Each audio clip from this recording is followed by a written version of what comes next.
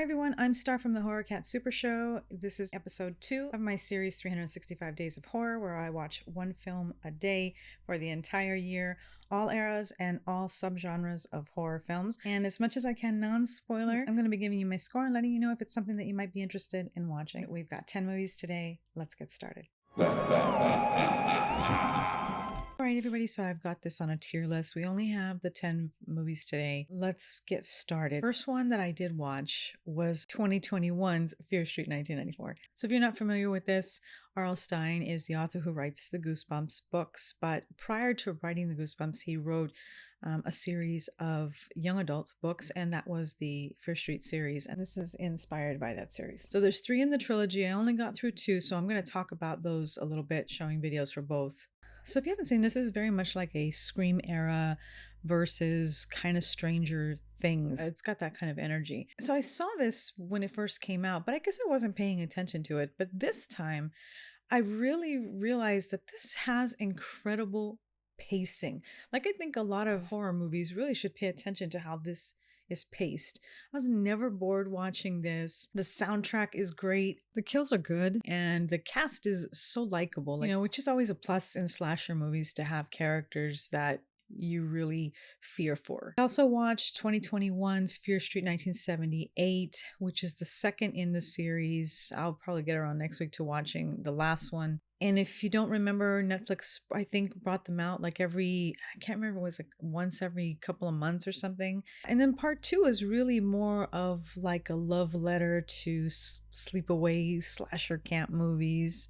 But it still has a modern edge to it. And I think if you grew up watching Friday the 13th, this is going to hit all the right nostalgic notes for you. I did enjoy 1994 better than I did 1978. I just think that the pacing on the first movie was a lot better.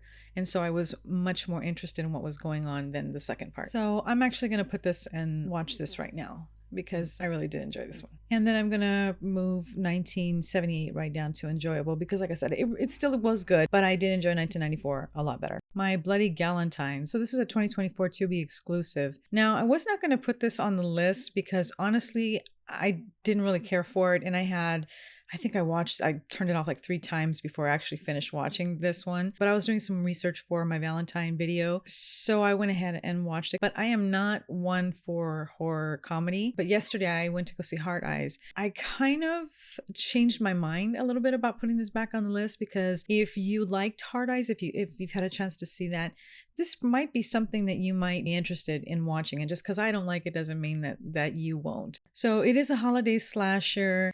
It doesn't take itself too serious. This one is very cheeky.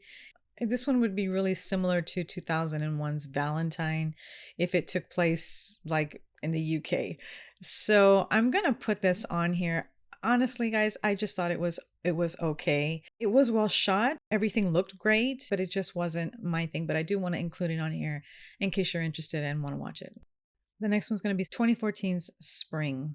Now, this one is a romance, a horror sci-fi movie, and I wasn't sure that I was gonna like this, but there's almost like this dreamlike quality that kind of makes it feel almost like a fairy tale. I think this one's one that's gonna sneak up on you, and then it's gonna kind of stay in your head for days.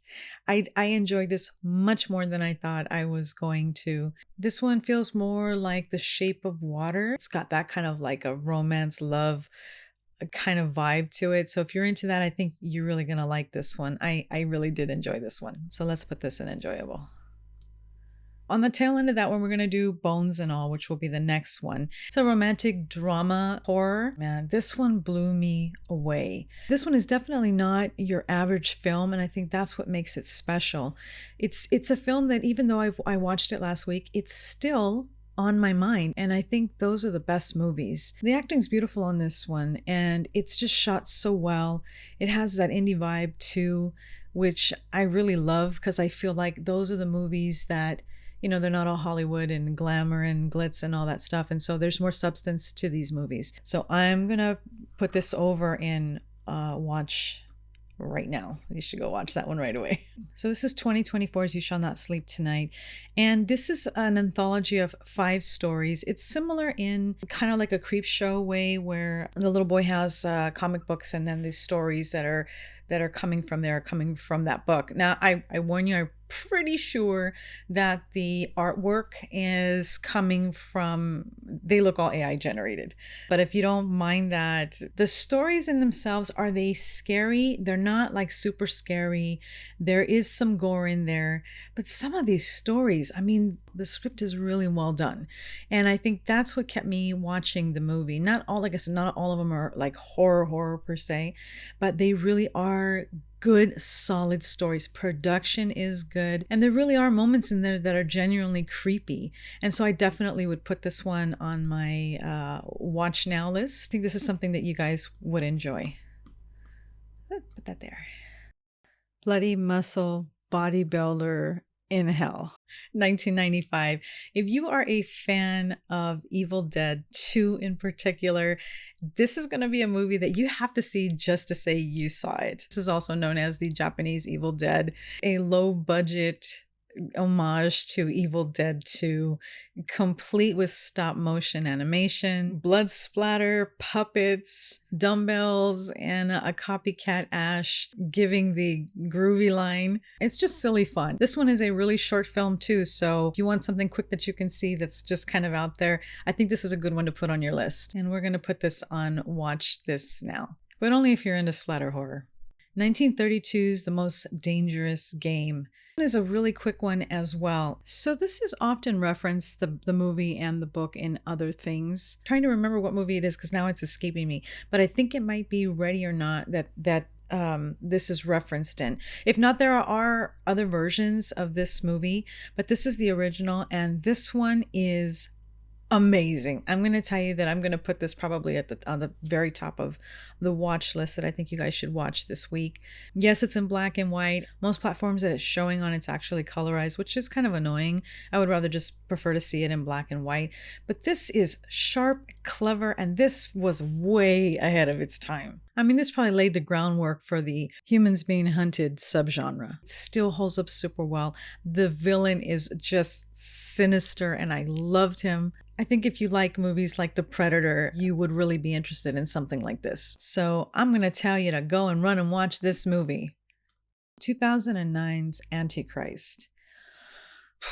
Holy moly, man. This movie is... Okay, so first of all, there's some stuff in it. So let's just get that out of the way. I mean, the ending is traumatic. It's not something that I would recommend you watching unless this was your genre. It's a very interesting exploration of guilt and grief and the difference that two people experience that grief, especially with being a couple. So this is by Lars von Trier, and if you are not familiar with his movies, he definitely has a style. Not all of it makes sense. His other film, The House That Jack Built, is also the same kind of thing. It's very surreal, it's very visceral, it's very brutal, and this film is no different. The vulnerability that the two of these actors are portraying in here as you're going through this process of grief with them is just outstanding. Like, I can't even say enough about the acting in this movie. Even though the beginning is kind of a slow burn, once it gets to the middle of the film,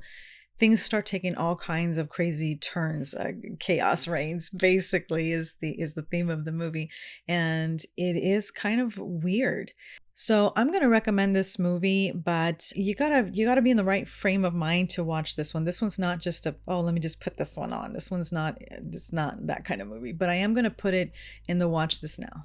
All right, so the last one is 2025's Hard Eyes, and I'm not going to really say too much about this movie because I am going to do a quick review on it, but anytime we get a holiday horror movie, I am thrilled. I enjoyed it so much more than I thought I was going to. And again, I'm not for comedies. This definitely fits rom-com comedy, not just comedy horror, but rom-com, because there is a romantic aspect of this movie, and it was fun.